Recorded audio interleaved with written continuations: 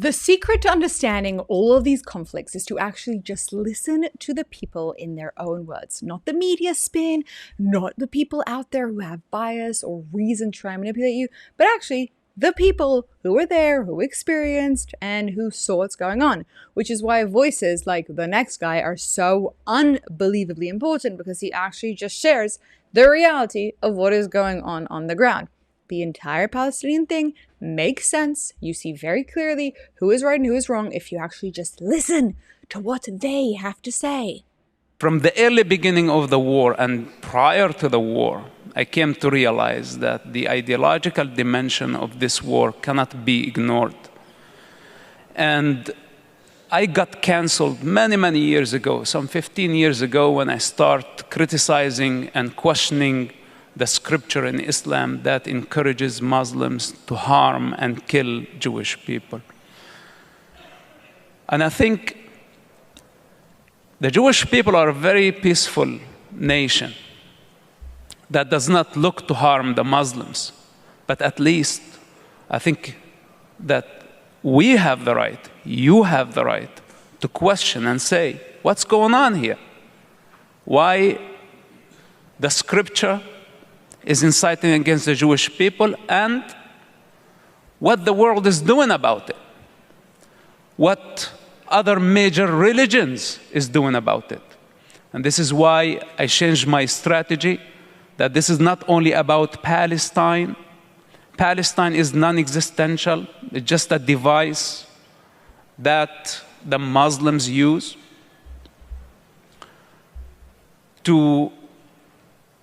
as a weapon against Israel and as a weapon against the Jewish people. Fundamentally, Muslims think that Allah hates the Jewish people. And how can they love the Jewish people if their God that they bow 20 times a day hates the Jewish people? So I am not here to speak against the Muslims, but I want you to be aware of this fundamental problem, at least in your subconscious. You need to have this somewhere, that we have an existential threat. And now you see it in reality, how they were able to just turn the narrative against Israel in no time. And this is why from the beginning of the war, I said, Muslims, you have to back off. This is not acceptable to take the side of a terrorist group that just committed a genocide, a capital crime, unforgivable crime, by the name of resistance and by the name of occupation, colonialism, etc. Not acceptable. And now we have hundreds of millions of Muslims and Arabs spreading propaganda. And as you see, when people see it thousands of times per day, they start believing in it. It becomes real. That's the question we need to be asking ourselves in the face of this peace deal. Why? If it's so clear to everybody who reads, if you read all the content from the Muslim Brotherhood, etc., that the Palestinian conflict is just a ruse to keep people off Islamization, why all these Muslim countries didn't denounce this, and why they're still supporting this whole Palestinian initiative? He asks an important question. And why does their God hate us so much? Maybe it's because we actually are the chosen people, and that proves their entire religion to be wrong, so they just have to hate upon us.